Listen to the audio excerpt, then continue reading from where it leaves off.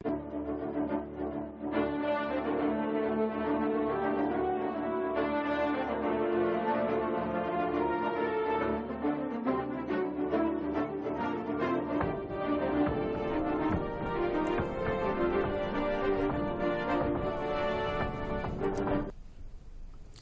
11:30च्या बातमीपत्रात मी शैलेश पेठे आपलं स्वागत करतो। सुरुवातीला एक नजर ठळक बातम्यांवर। राज्यात 10 महानगरपालिका, 11 जिल्हा परिषदा आणि 118 पंचायत समित्यांसाठी पहिल्या 2 तासात सरासरी 10% मतदान। ज्येष्ठ नागरिकांचा उत्साही प्रतिसाद। शरद पवार, मनोहर जोशी, सुशीलकुमार शिंदे, नितीन गडकरी यांच्यासह अनेक दिग्गजांनी सहकुटुंब बजावला मतदानाचा हक्क। एकूण 3210 जागांसाठी 17331 उमेदवार निवडणुकीच्या रिंगणात।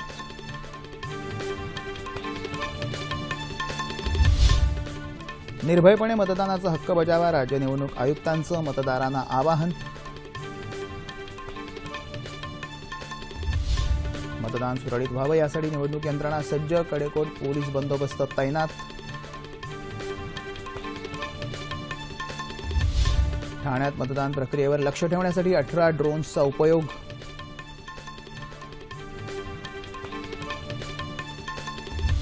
उस्मानाबाद जिल्ह्यात काही सरकारी तूर खरेदी केंद्र बंद झाल्यामुळे आणि व्यापाऱ्यांच्या अडवणुकीमुळे तूर उत्पादक शेतकरी मोठ्या संकटात। आणि भारत आणि रवांडा यांच्यात 3 महत्त्वपूर्ण करारांवर स्वाक्षऱ्या।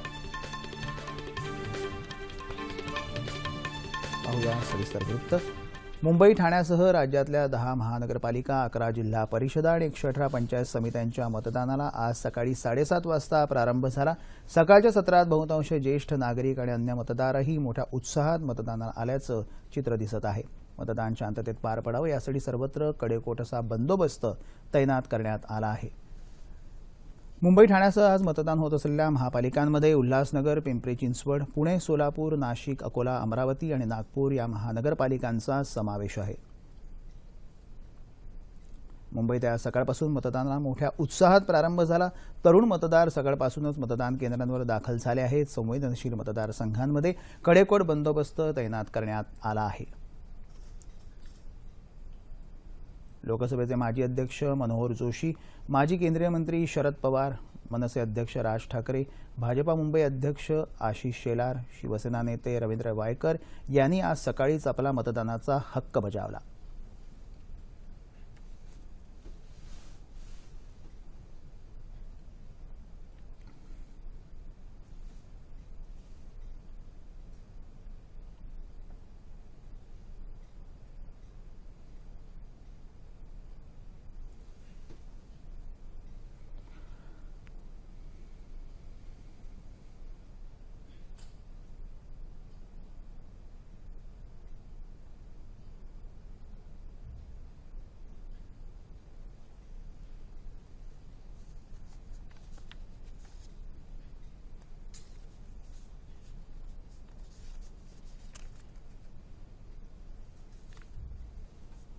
सुबह से हमने देखा है कि मुंबई की जो जितने भी पोलिंग स्टेशन हैं यहाँ पर लोगों का तांता जो है लगा है। वहाँ पे लोग जो है वोट करने यहाँ पर बड़ी तादाद में आ रहे हैं और कुछ इसी प्रकार का नज़ारा हम यहाँ पर देख रहे हैं। लेकिन बावजूद इसके जिस प्रकार से अगर देखा जाए पूरी तरह से मुंबई में इस वक्त समीकरण क्या होंगे, किस प्रकार से मुद्दे होंगे, ये सबसे महत्वपूर्ण विषय इसलिए होगा क्योंकि जिस प्रकार से शिवसेना और बीजेपी गत 22-25 सालों से एक साथ थे, लेकिन अगर देखा जाए इस बार अगर देखा जाए बीएमसी इलेक्शन में दोनों पार्टियां एक दूसरे के सामने खड़ी है, तो ये सबसे महत्वपूर्ण बात होगी बीएमसी चुनाव के लिहाज से अगर देखा जाए। वही दूसरी ओर कई सारे विकास के मुद्दे हैं, चाहे वो सड़कों का मुद्दा हो या फिर डंपिंग ग्राउंड का मुद्दा हो, ये भी कहीं ना कहीं मुद्दे जो है मुंबईकरों को काफी परेशान कर रहे हैं। तो उनको किस प्रकार से निजात मिल जाए, ये भी सभी जो है पॉलिटिकल पार्टीज जो है अपना दमखम दिखा रही है।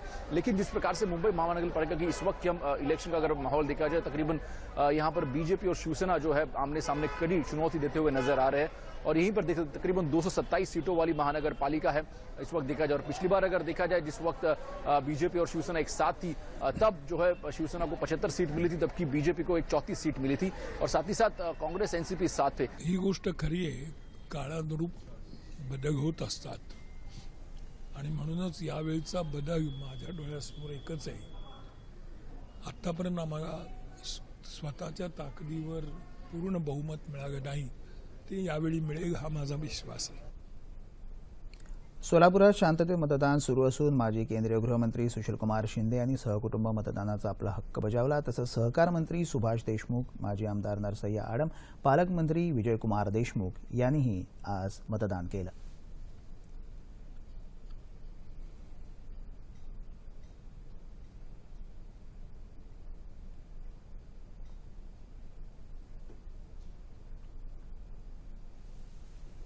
नागपूरमध्ये शांततेत मतदानाला सुरुवात झाली आहे. राष्ट्रीय स्वयंसेवक संघाचे सरसंघचालक मोहन भागवत, केंद्रीय मंत्री नितीन गडकरी यांच्यासह अनेक पक्षांच्या नेत्यांनी आपला मतदानाचा हक्क बजावला.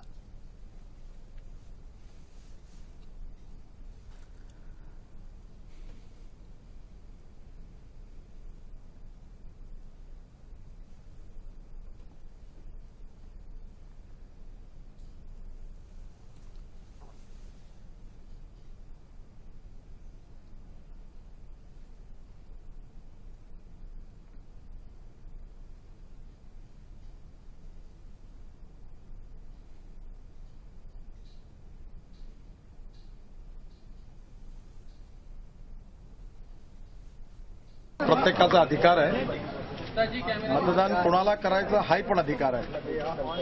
विशेषतः जे सुशिक्षित आहेत, सुज्ञ आहेत आणि प्रत्येक माणसाने आपला हक्क बजावणं हे त्याचं कर्तव्य आहे. आणि मतदान करताना जात, पंथ, धर्म, भाषा आणि सेक्स याचा विचार न करता आपल्या विकासाकरता जर मतदान केलं तर मला असं वाटतं की आपल्या देशात नक्कीच चांगलं परिवर्तन होईल. आणि यावेळी विशेषतः 1,10,000 नवीन तरुण मतदार आपल्या नागपूरमध्ये आहेत. नव्याने मतदान करत आहेत. त्यांना माझ्या शुभेच्छा. प्रत्येक प्रभागात 2,500 मतं वाढलेली आहेत. मागच्या वेळी 52% आमच्याकडे मतदान होतं. त्याचं थोडंसं दुःख होतं. पण यावेळी नागपूरची जनता आणि महाराष्ट्रातली जनता सगळ्या महानगरपालिका आणि जिल्हा परिषदेमध्ये 70% वरती मतदान होईल असं मला विश्वास आहे. आणि म्हणून माझी विनंती आहे की सगळ्यांनी मतदानाला यावं. मतदान कोणालाही करावं पण मतदानाचा हक्क बजवावा आणि यातूनच आपली लोकशाही यशस्वी होईल. हिंदी में ठाण्यातही मतदानाला चांगला प्रतिसाद मिळत आहे. सकाळी आमदार संजय केळकर यांनी सहकुटुंब मतदानाचा आपला हक्क बजावला. ठाणे पूर्व कोपरी भागात मतदान यंत्रांचा क्रम उलटा लावला गेल्यामुळे काही काळ गोंधळ झाला होता. तसंच काही ठिकाणी बोगस मतदानाचे प्रकारही उघडकीस आले.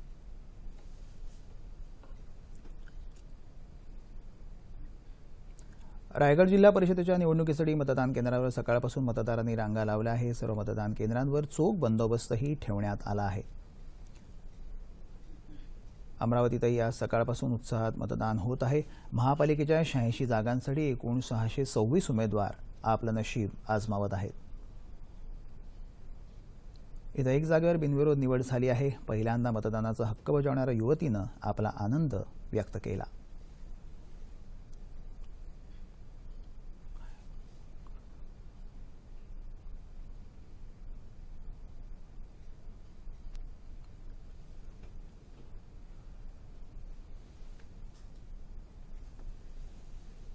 आज पहिल्यांदा मतदान करून खूप आनंद होत आहे.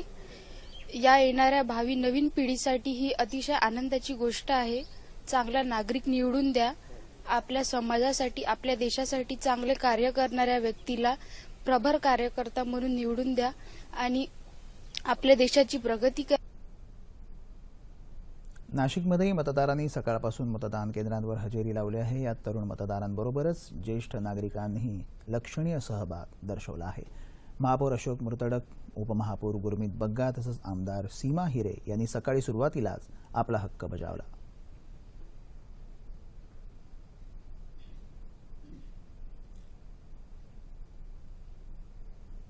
पुण्यातही मतदान उत्साहानं सुरू असून तरुण आणि ज्येष्ठ नागरिकांचा सहभाग लक्षणीय आहे. सकाळीच केंद्रीय मंत्री प्रकाश जावडेकर यांनी तसंच महापौर प्रशांत जगताप यांनी सहकुटुंब मतदान केलं.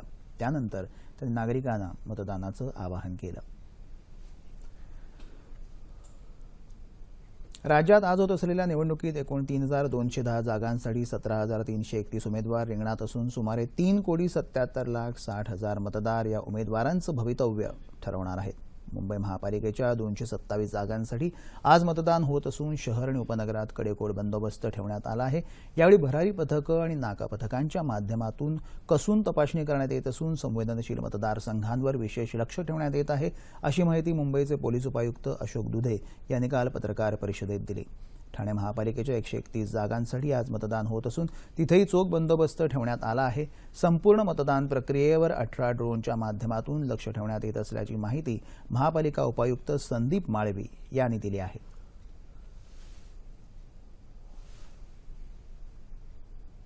1704 अशी मतदान केंद्र आपण तयार केलेले आहेत। त्याच्यापैकी 97 जी मतदान केंद्र आहेत ती संवेदनशील म्हणून पोलिसांनी जाहीर केलेले आहेत आणि त्या ठिकाणी आपण मतदान केंद्रावर आणि मतदान केंद्राच्या बाहेर अशा दोन्ही ठिकाणी पुरेसा पोलीस बंदोबस्त आपण ठेवलेला आहे।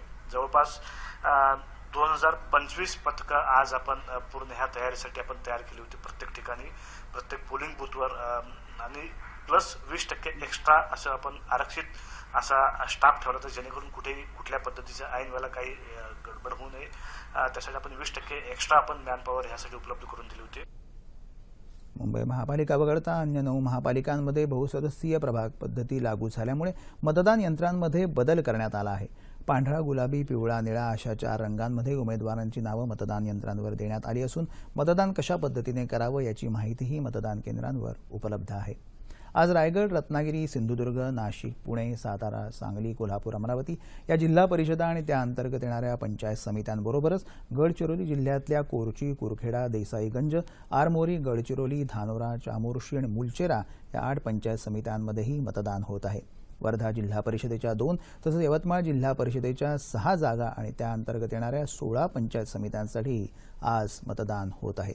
गडचिरोली जिल्हा वगळता सर्वत्र संध्याकाळी 5:30 वाजेपर्यंत मतदान सुरूच राहील। गडचिरोली जिल्ह्यात मात्र सुरक्षिततेच्या दृष्टीनं मतदानाची वेळ 3:30 वाजताच संपणार आहे। पुणे जिल्हा परिषद आणि पंचायत समित्यांच्या निवडणुकीत माजी उपमुख्यमंत्री अजित पवार यांनी बारामतीजवळच्या काटेवाडी इथं मतदानाचा आपला हक्क बजावला। आणि मुंबईत सुरू असलेल्या सध्याच्या मतदान स्थितीविषयी अधिक जाणून घेण्यासाठी थेट जाऊया दादरला आमचे प्रतिनिधी शिशिर शेलार यांच्याकडे।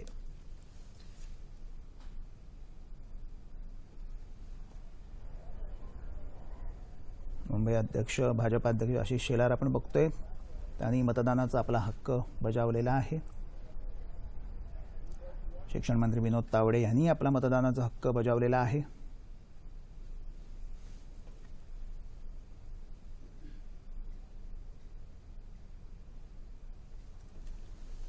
राज्यातल्या 10 महापालिका, 25 जिल्हा परिषदा आणि 283 पंचायत समित्यांच्या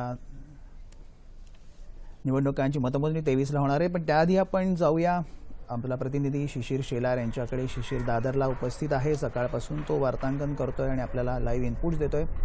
शिशिर,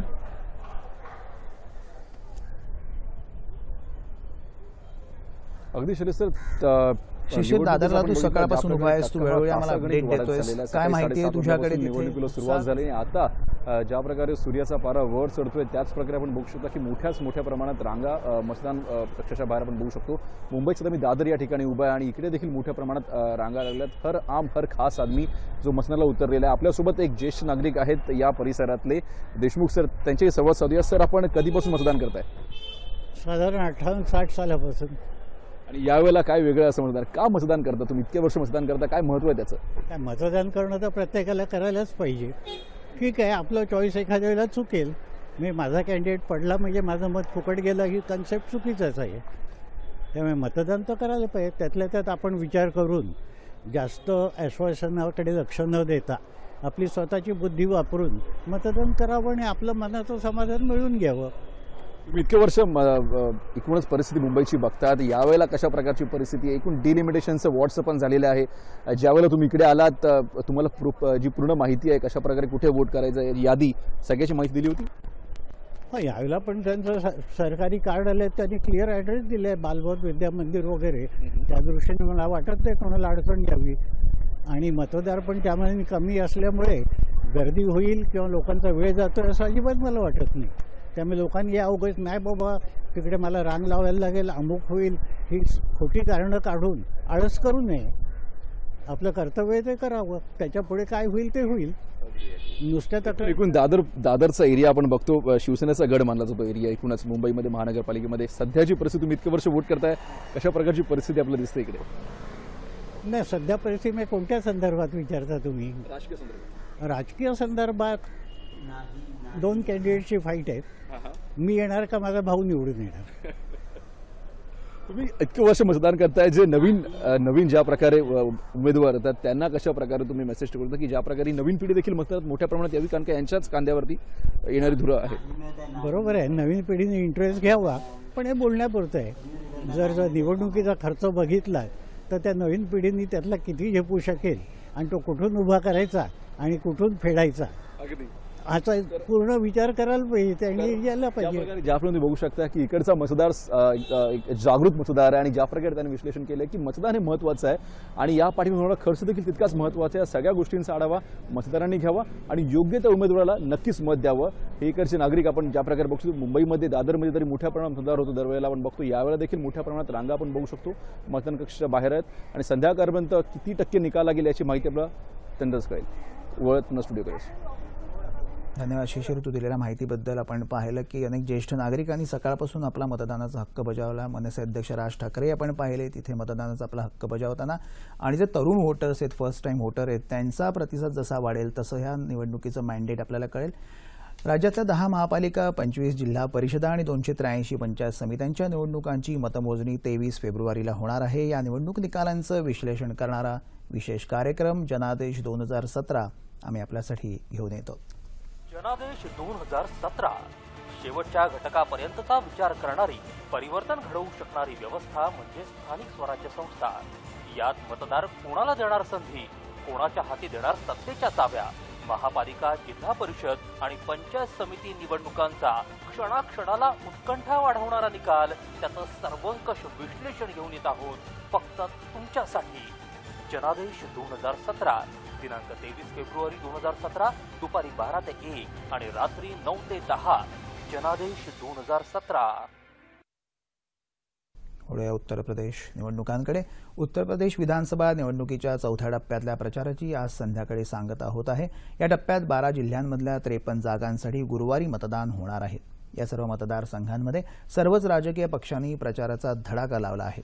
काल पंतप्रधान नरेंद्र मोदी यांनी उरई इथं प्रचारसभा घेऊन समाजवादी पार्टी, बहुजन समाज पार्टी आणि काँग्रेसवर कडाडून टीका केली. काँग्रेस उपाध्यक्ष राहुल गांधी, मुख्यमंत्री अखिलेश यादव आणि बसपा सर्वेसर्वा मायावती यांनीही प्रचारसभांमधून केंद्र सरकारच्या कारभारावर टीका केली.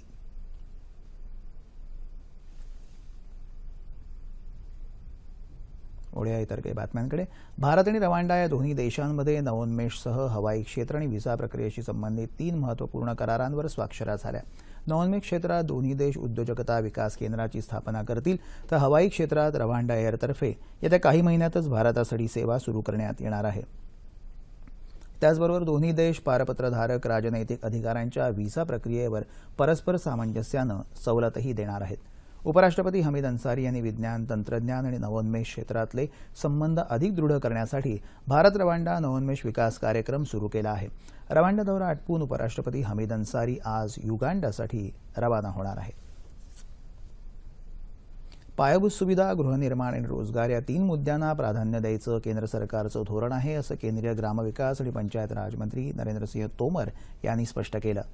ते मुंबईत भारतीय औद्योगिक महासंघाच्या बैठकीत बोलत होते. 2019 पर्यंत देशातली सुमारे 2 लाख गावखेडी डिजिटली जोडण्याचं उद्दिष्ट गाठलं जाईल, असा विश्वासही त्यांनी व्यक्त केला. मनरेगा अंतर्गत 95% कामगारांना त्यांचं वेतन थेट बँक खात्यात जमा केलं जाईल, अशी माहितीही त्यांनी दिली. घन आणि द्रवकचरा व्यवस्थापन अधिक सक्षमपणे करून त्याद्वारे महसूल उभा करण्याचा मानसही त्यांनी बोलून दाखवला.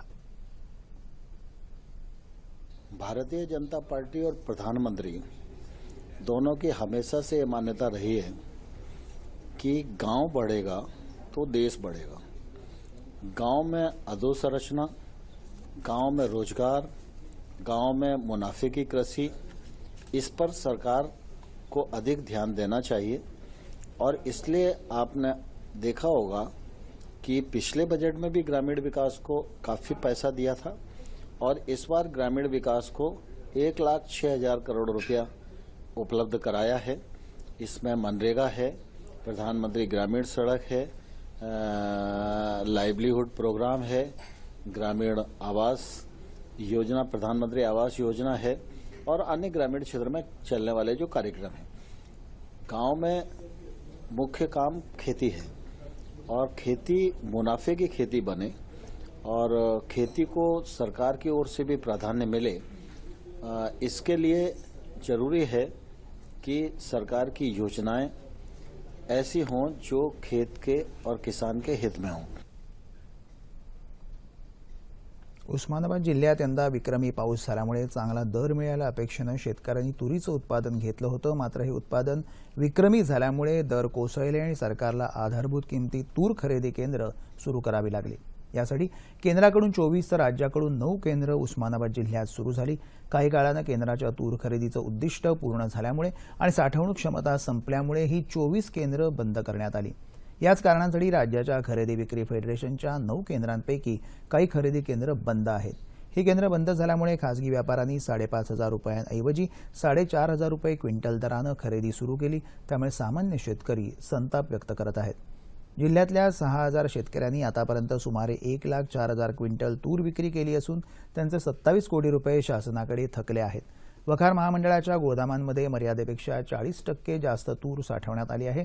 जिल्ह्यातल्या गोदामांमध्ये जागा नसल्यामुळे अन्यत्र साठा करण्याची व्यवस्था केली जात असल्याची माहिती महामंडळाच्या अधिकाऱ्यांनी दिली आहे.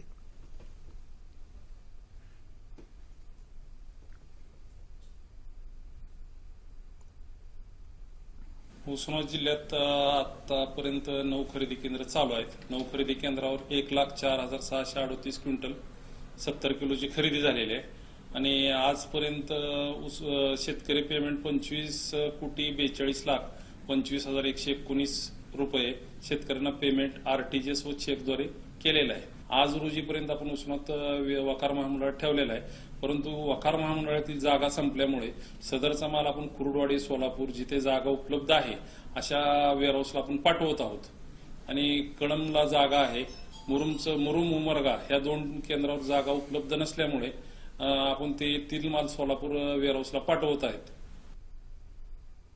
व्यापाऱ्यांकडून होणारं नुकसान टाळण्यासाठी सरकारनं पुन्हा तातडीनं खरेदी केंद्र सुरू करावीत अशी मागणी तिथले शेतकरी करत आहेत.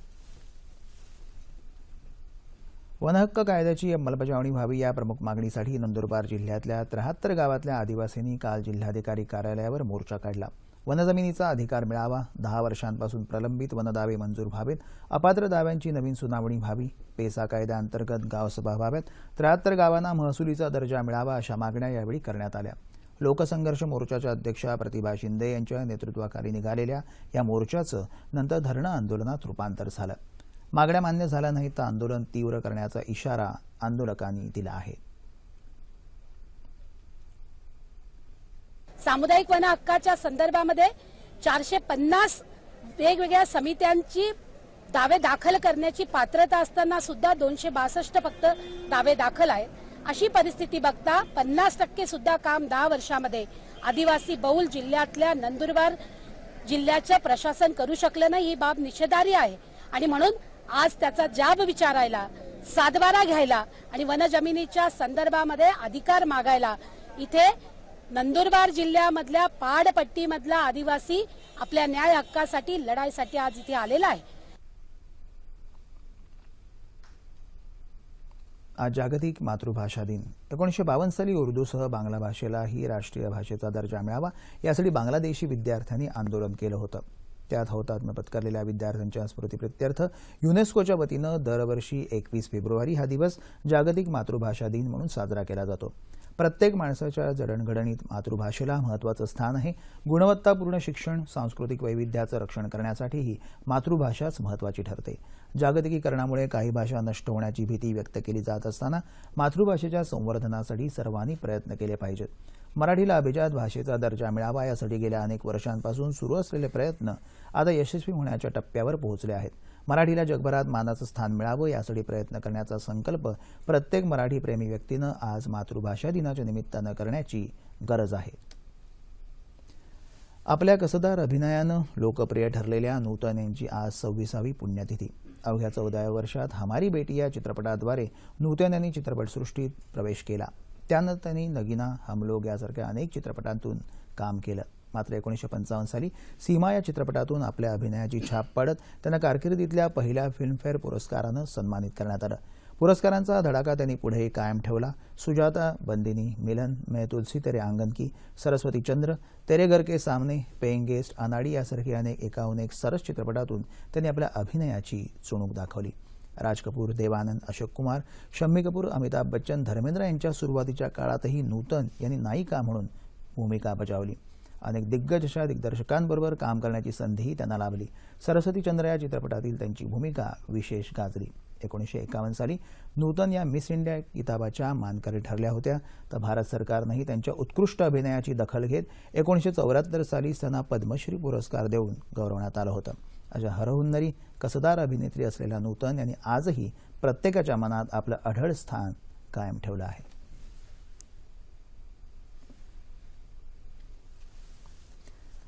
कोलंबो इथं सुरू असलेल्या आयसीसी महिला विश्वचषक क्रिकेट पात्रता स्पर्धेच्या अंतिम फेरीत आज भारत आणि दक्षिण आफ्रिका यांच्यात अंतिम लढत होणार आहे. या स्पर्धेत आतापर्यंतच्या सर्व लढती जिंकणाऱ्या भारतीय संघाचं मनोधैर्य चांगलंच उंचावलं आहे.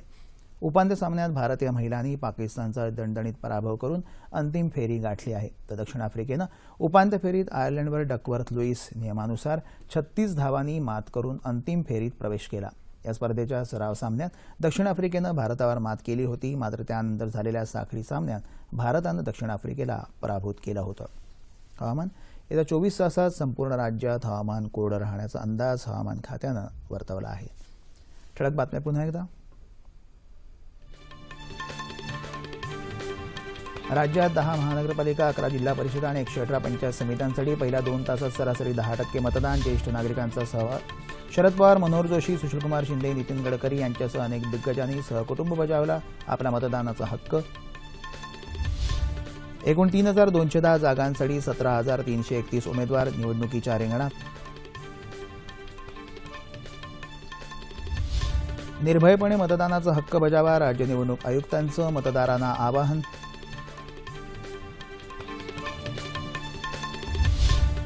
मतदान सुरळीत व्हावं यासाठी निवडणूक यंत्रणा सज्ज, कडेकोट पोलीस बंदोबस्त तैनात.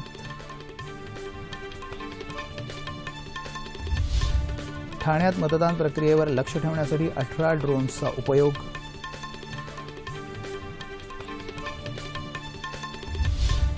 उस्मानाबाद जिल्ह्यात काही सरकारी तूर खरेदी केंद्र बंद झाल्यामुळे आणि व्यापाऱ्यांच्या अडवणुकीमुळे तूर उत्पादक शेतकरी मोठ्या संकटात.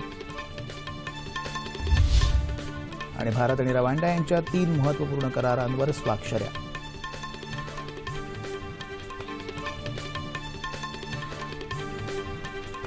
याबरोबरच हे बातमीपत्र संपलं. पुन्हा भेटूया दुपारी 2:30 वाजता आपल्या सह्याद्री वाहिनीवर. नमस्कार.